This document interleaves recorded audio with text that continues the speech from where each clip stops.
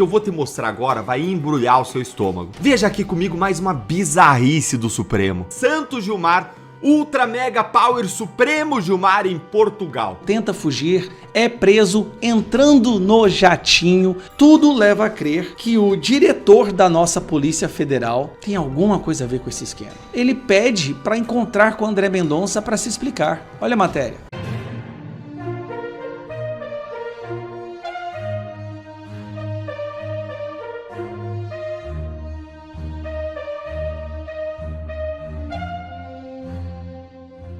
PCDF conclui que Bolsonaro não cometeu crime no caso da arma. É isso mesmo. A Polícia Civil do Distrito Federal concluiu que o ex-presidente Jair Bolsonaro não cometeu crime no caso da pistola apreendida durante blitz da Polícia Militar do Distrito Federal em Taguatinga.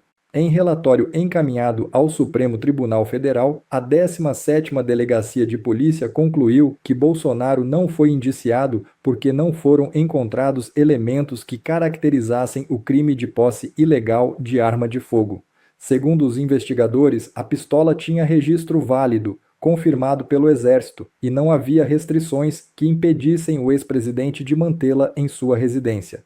Em depoimento à PCDF, Jair Bolsonaro afirmou que possuía registro da pistola por ser capitão do Exército. O ex-presidente relatou que, quando foi alvo de operação da Polícia Federal em julho do ano passado, todas as armas que possuía foram apreendidas. Segundo Bolsonaro, no entanto, ele pediu ao delegado responsável pela operação que deixasse uma das armas na residência, sob o argumento de que morava com mulheres e precisava dela para a defesa da casa. Ainda de acordo com o ex-presidente, o delegado da PF telefonou para outra pessoa e, em seguida, autorizou que Bolsonaro permanecesse com a pistola. O papelão de Gilmar, é isso mesmo, o ministro Gilmar Mendes, do Supremo Tribunal Federal, protagonizou um papelão frente a frente com o ministro André Mendonça. Depois de fazer ataques durante uma entrevista concedida ao programa Roda Viva, da TV Cultura, no dia 22 de junho, Gilmar mudou o tom e afirmou nessa terça-feira que as divergências existentes entre os integrantes da segunda turma da Corte não representam uma desunião do Supremo em relação ao andamento das investigações e das decisões envolvendo o caso do Banco Master. Que papelão! O STF vai julgar um brasileiro por ofender Santos Gilmar, Ultra Mega Power Supremo Gilmar em Portugal. Veja aqui comigo mais uma bizarrice do Supremo. O que eu vou trazer hoje para você tem que tirar a sua paz como tirou a minha paz. Primeiro então, que Deus abençoe a sua semana, e eu tinha que falar isso porque olha, o que eu vou te mostrar agora vai embrulhar o seu estômago. O STF vai julgar hoje se ele abre um processo criminal contra um brasileiro comum, por causa de palavras que ele disse na rua. O único problema dessas palavras era o alvo. O alvo era um ser supremo. Olha, gente, não é golpe, não é fake news. É um cidadão que ofendeu Gilmar Mendes numa calçada em Portugal. Vem comigo. Primeiro, os fatos segundo revelou o jornal O Globo. Um carioca que mora em Portugal abordou Gilmar Mendes na rua, perto da Faculdade de Direito de Coimbra, em julho de 2024, há 2 anos. E fez umas perguntas debochadas ali, filmando. Olha aqui comigo o que foi que ele disse. Ô ministro, e a liberação das drogas, ministro, que o senhor votou a favor? O senhor concorda? O senhor concorda com a liberação das drogas? E com o aborto, o senhor concorda com o aborto? Com o Alexandre, ministro, de Moraes. O Alexandre de Moraes, aquele comunista que tá amando do PCC. Tá amando do PCC. Pronto, gente, foi isso. Perguntas e aí uma ofensa a Moraes de calçada. Você pode achar grosseiro, pode achar exagerado, mas guarda a pergunta. Desde quando isso aqui deveria ser julgado pela mais alta corte do nosso país, hein? Esse cidadão, ele não tem foro privilegiado. Não importa quem é a vítima para a Constituição e para o direito, importa quem é o autor do crime. Se o brasileiro que ofendeu, ele não tem foro privilegiado, o caso é da primeira instância. Simples assim. É isso que diz o direito. Você pode perguntar para quem quiser, estagiário, professor, advogado, promotor, juiz, todo mundo vai te dar a mesma resposta.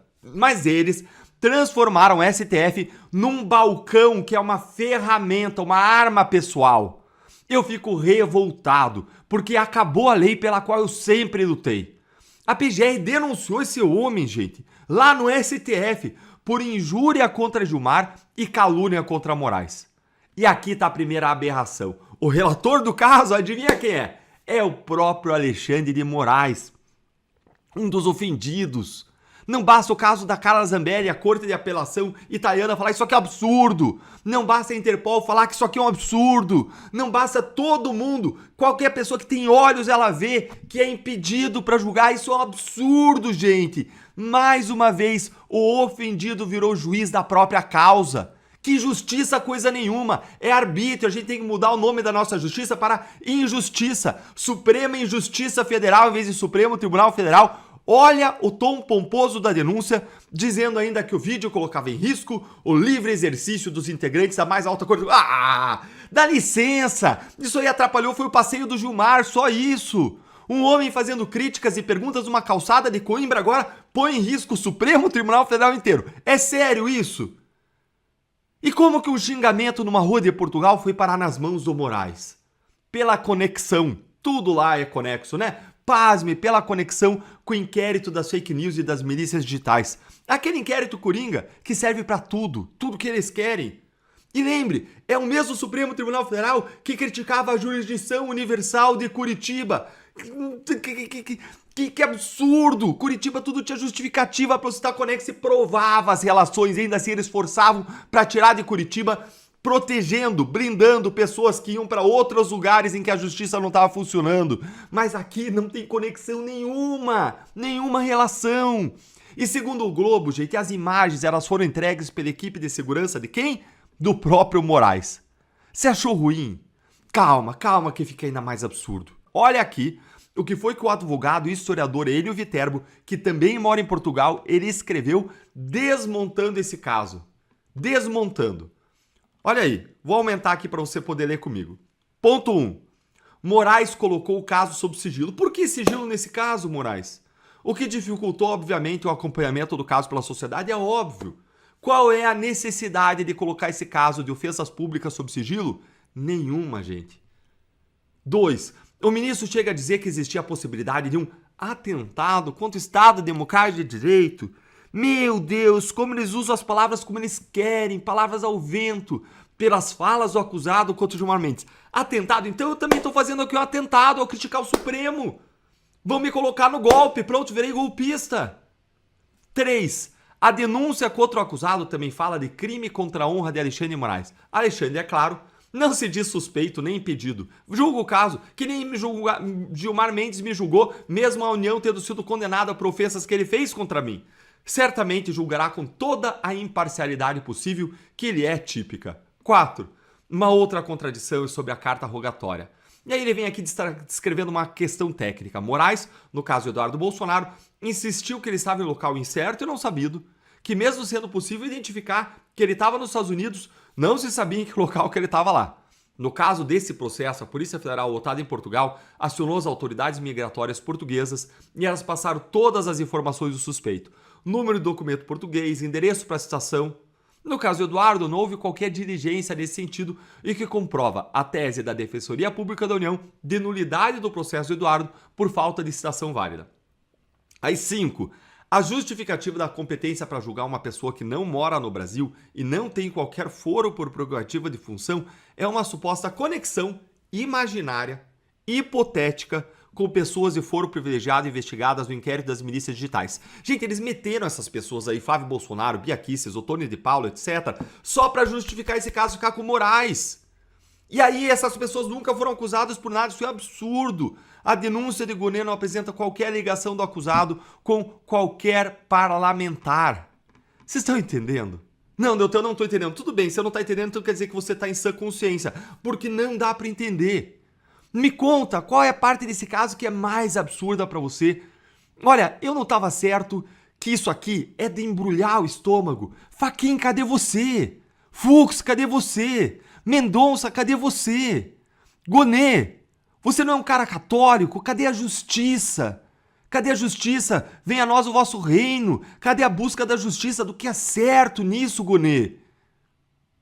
Carmen Lúcia, cadê o senso de justiça? A gente precisa apelar para a consciência das pessoas. Eu fui procurador e a gente sempre teve deferência pela lei. A lei importa. Mas a mensagem que o Supremo está passando é que a lei não vale nada quando há interesses poderosos em jogo, sobretudo os interesses deles mesmos. Nem para derrubar o Bolsonaro o sistema trabalhou de forma tão sincronizada, tão fervorosa quanto eles estão trabalhando agora para derrubar o caso Master. E o pior de tudo, devido aos fatos, às informações e matérias que a gente tem lido nos últimos meses, tá ficando meio suspeito a ação do nosso diretor da Polícia Federal, André Rodrigues.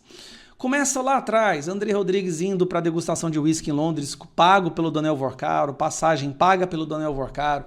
Daniel Vorcaro sendo avisado que seria vítima de uma busca e apreensão, tenta fugir, é preso, entrando no jatinho. A namorada do diretor da Polícia Federal, do André Rodrigues, uma jornalista que trabalha numa empresa que recebeu milhões do do Vorcaro. Tudo leva a crer, e aqui é uma conjectura, tudo leva a crer que o diretor da nossa Polícia Federal tem alguma coisa a ver com esse esquema. Saiu uma matéria mostrando que o Vorcaro disse que iria acionar André Rodrigues e Paulo Gonet para parar com essa baixaria, para parar com essa perseguição, como se ele tivesse autoridade em cima do diretor da Polícia Federal. O diretor escolhido pelo Lula, o cara que era um segurança do Lula, de repente virou o diretor da Polícia Federal. E o Ramagem foi proibido por Alexandre de Moraes se tornar diretor da Polícia Federal por muito menos. Mas vamos ao caso de hoje. Por que eu estou gravando esse vídeo? Jacques Wagner, líder do governo no Senado. Um dos nomes mais próximos do Lula no Senado, na verdade no Congresso.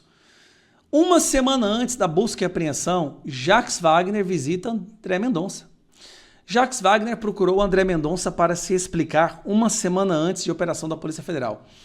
A atitude provocou estranhamento entre investigadores, porque a operação contra ele já estava sendo preparada, senador não comenta. Uma semana antes, a operação sendo preparada para acontecer contra ele, ele pede para encontrar com André Mendonça para se explicar. Olha a matéria. O senador Jacques Wagner procurou o relator do caso Master, o ministro do Tribunal Federal, André Mendonça, para prestar explicações sobre sua relação com o ex-sócio do banco Augusto Lima e com Daniel Vorcaro, uma semana antes da operação, que fez busca e apreensões em sua casa na Bahia e no hotel em Brasília, onde mora. A iniciativa gerou estranhamento e suspeitas entre os investigadores, que por ocasião da audiência já preparavam a 9ª etapa da Operação Compliance Zero, em que o alvo era justamente o petista. O objetivo de Wagner na audiência com Mendonça era apresentar argumentos para dizer que não havia nada de errado nem na relação pessoal com os donos do Banco Master, nem nos contratos de sua nora, Boni de Bonilha, com o ecossistema de Vorcaro. O senador também explicou a implantação da Credesta na Bahia, produto de crédito consignado do Master, da mesma forma que já vinha fazendo em entrevistas. Interessante isso, né? Bom, por que eu estou mostrando isso para você? Outra matéria também do Globo, só que dessa vez envolvendo o nosso diretor da Polícia Federal. Gente, diretor da Polícia Federal, a organização que deveria combater o crime organizado, agora é suspeito de estar envolvido com coisas erradas.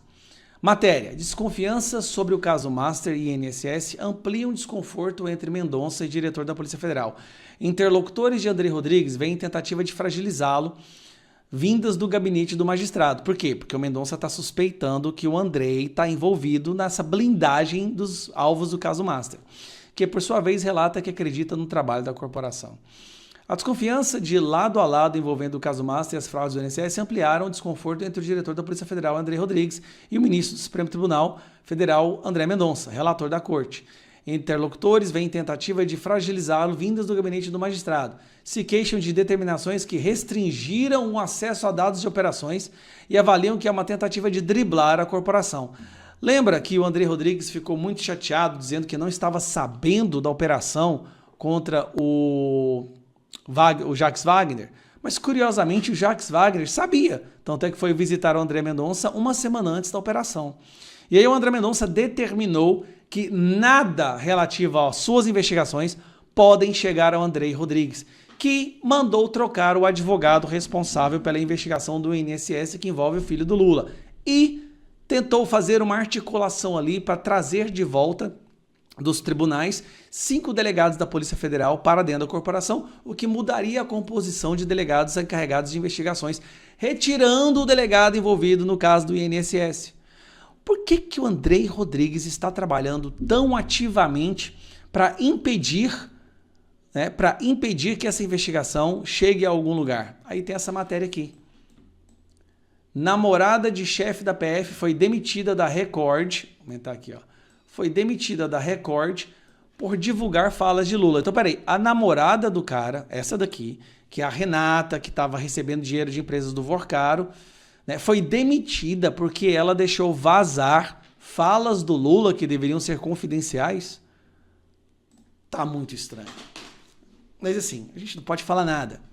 O que a gente pode falar é que coisas suspeitas estão acontecendo, tudo leva a crer, porque se a gente faz alguma acusação afirmativa, que é uma coisa contundente, aí o Andrei Rodrigues manda a Polícia Federal nas nossas casas.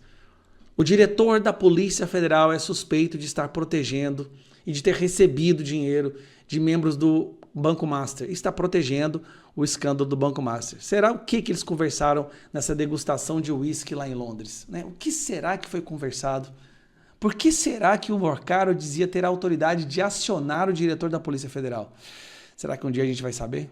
Sabem quando temos a certeza que estamos apoiando o candidato certo? É porque ele não é o candidato do STF. A STF não quer Flávio Bolsonaro. Todo mundo sabia que o STF queria Tarcísio de Freitas. Ministros do STF prevêem corte na Berlinda se Lula ganhar a eleição e embates diários se Flávio vencer. O STF também não quer o Lula, porque o Lula era apenas uma presidência provisória do sistema para tirar o presidente Bolsonaro, mas esconder as corrupções do Lula para baixo do tapete por mais 4 anos é quase impossível. E com Flávio Bolsonaro, a pauta principal é o impeachment dos ministros tiranos. O STF queria um candidato que aqui no Paraná nós chamamos de água divina. Não fede e não cheira, é o famoso centrão que não incomoda ninguém. Ministros do STF monitoram o cenário da eleição presidencial deste ano e já projetam como será o futuro da corte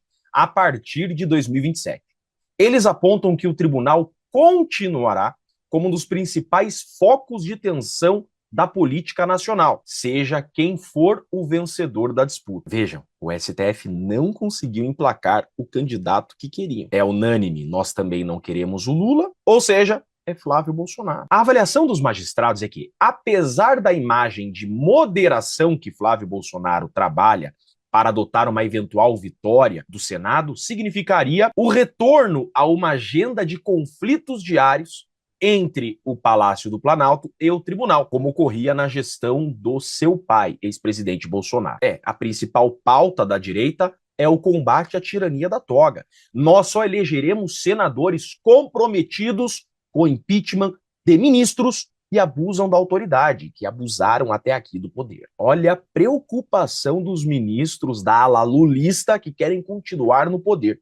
O resultado do pleito de outubro também será crucial para definir um novo perfil na composição do STF, já que ao longo do próximo mandato, 3 ministros se aposentam compulsoriamente. Fux, infelizmente, Carmen Lúcia, felizmente, e Gilmar Mendes, finalmente. O próximo presidente vai colocar 4 ministros do STF, ou seja, a hegemonia do Gilmar Mendes e do Alexandre de Moraes chegará ao fim. Olhem bem para essa imagem. O próximo presidente da República vai indicar 4 ministros. Isso daqui vai mudar completamente. Cada turma tem 5 ministros. Então o próximo presidente vai praticamente indicar uma turma inteira. Vejam como as coisas já estão diferentes no STF só com a chegada do André Mendonça. Os casos do INSS e do Banco Master só andaram contra a corrupção porque o relator é André Mendonça. Imaginem os senhores, mais 4 Andrés Mendonças. A maior preocupação vem da onde? Olha só. Os questionamentos vêm principalmente do grupo mais alinhado ao ministro Alexandre de Moraes, considerando o principal algoz do bolsonarismo no judiciário. Moraes assume a presidência do STF em setembro de 2027 e seu biênio à frente da corte pode elevar as tensões em um eventual governo Flávio. Eu não diria elevar as tensões, eu diria que o Senado vai passar a aplicar corretamente a lei e a ditadura da toga enfraquecerá. Eu diria também que Alexandre de Moraes não será mais unanimidade na corte. Outros 4 novos ministros virão. Eu diria também que a corte, quem sabe, passará a ser uma corte de justiça e não mais um puxadinho do PT, e não mais um tribunal político. Pelo menos contamos com isso. Mas quem se coloca nesse protagonismo é o próprio STF. Foi o STF que até aqui quis se colocar como uma corte política que manda no Brasil. Tanto é que olhem essa matéria do Estadão. Eu tenho que dar meus parabéns para o Estadão. O Estadão tem feito matérias muito importantes para o Brasil. Ao Supremo, o que é do Supremo, diz essa matéria. Olhem que denúncia gravíssima, e eu já tinha feito ela aqui também.